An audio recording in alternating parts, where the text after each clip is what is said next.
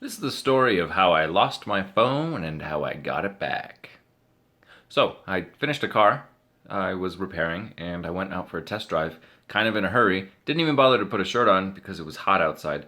And so I get to the elementary school around the corner and I turn right and I go around, maybe 2, 3 miles, a big block.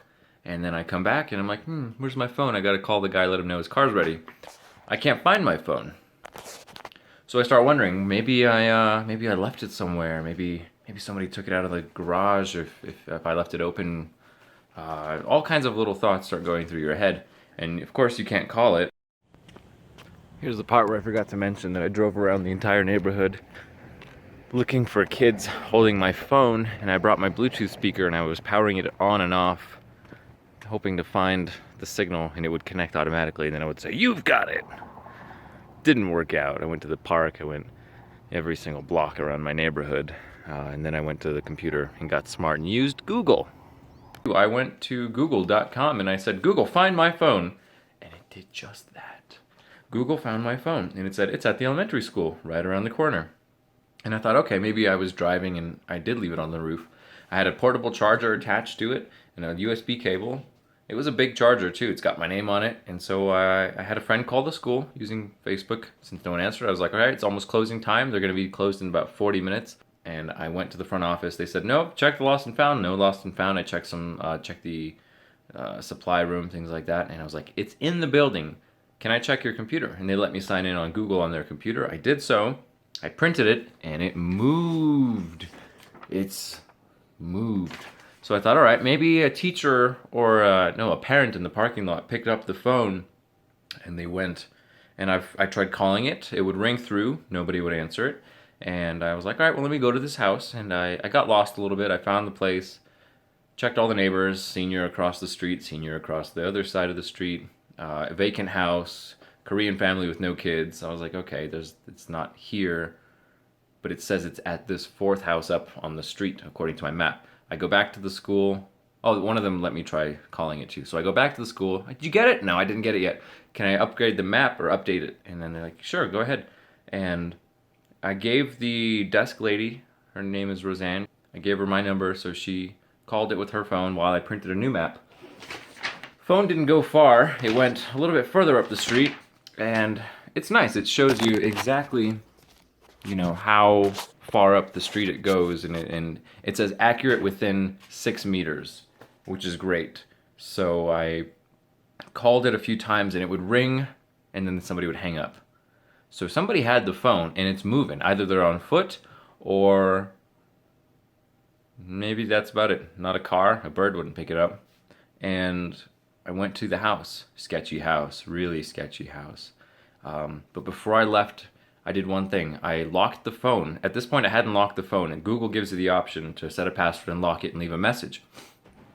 And I didn't know what if you were going to be able to answer a phone call with the screen locked or not, or if it just is a hard freeze on everything, but GPS stays on. So I thought, while I've got battery, this is the moment. I can't let them turn off the phone. I won't be able to track it, and I can't let them drive away with it either. And I don't have another device. It was just me. Tabitha's out at work, and I don't have any friends. So I went to the house, and I put this message on the phone at the computer. When I got there, the guy answers the phone. I bring him the paper. I said, "Hi, I'm here to pick up the phone, the missing phone." And he's like, "Missing phone? What? Let me see if she knows anything about that." And he goes in and he leaves the door open so I can hear, "Missing phone?" She's like, "There's no missing phone here. Who told you that?"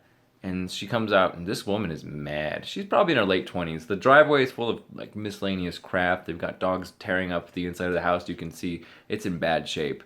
4 vehicles in the driveway, and there's no phone here. Who told you that? We don't have kids either. Our kids are older. I was like, all right, well, GPS says it's here. I mean, there's the map. It's within 6 meters of your driveway. It's like, sorry, nope. And I didn't want to, press the point or do anything like that. But they had the message. So I went next door. Nobody answered. I went to the other house where I saw somebody was outside. And I said, hey, did you see a phone? You've got kids? Yeah, we got kids. But this house next to us and that one does also. But we just came back. We didn't get a phone. And these look like nice, honest people. And of course, you can't trust anybody when it comes to a stolen phone. And I'm not generalizing. I'm sort of making an observation. Well, either way, that wasn't the house that Google says the phone is at. I mean, it's so accurate. It tells me which room of my house I'm in right now when I check it on the computer, which is great. So, long story short, I start to do a little snooping. I go back to the house and I'm looking, because I parked right behind their driveway and I'm kind of blocking the vehicles and I'm taking the long way to my car and just glancing through the windows in case it's in the truck or in the car next to it, which it wasn't. And then I heard my ringtone and I was like, that's my phone. It's going to go for 20 seconds and it's going to hang up, so I'm going to run towards it. 2 houses down from where Google says it was, in front of the corner of the driveway of a house that has no cars and nobody answering the door, is just the phone. All right. I was ecstatic. I picked it up. I answered it. It was the woman at the front desk of the school. And she, God bless her, great woman. She's like, well, you're going to have a great weekend now because you got your phone back. And I was like, I know, I'm so happy. I'll get her a pizza. And then, everybody likes pizza. I go back to my car, and that same not helpful, unfriendly couple is there getting in their car. And I was like, hey, turns out the phone was 2 houses down. And this woman, she was mad. She's like, well, I told you it wasn't here. Of course it's not here. What did I tell you? And the guy was like, oh, whoa, that's kind of crazy. Ah, all right. Everybody up to this point understands losing your phone, losing your life. And they're very sympathetic. They were like, man, that really sucks. I hope you get it back. Something. These people, it's like you catch them in a lie, and they're like, oh, well, that's kind of crazy. It's like Donald Trump. That's crazy. How could that be? I don't think that. What? Come on. So, I scared him with the police tactic. I didn't want to call the cops. What are they going to do? Yeah, well, you have any proof? Do we want to come down here for it? I don't have proof that it was them. But I could tell you where the phone showed up, their reaction, and then where the phone said it was going to be on Google. So, take all these things into account. Either way, I got my phone. The battery pack is gone. I hope they get good use out of it. It was a really, really good battery pack. So, moral of the story, don't leave your phone on the car. And this was a really long test drive for that car, which now I know I fixed it. It's got like 100 things that could leak on it. It's a very over-engineered vehicle. Thanks for watching. I hope you find your phone.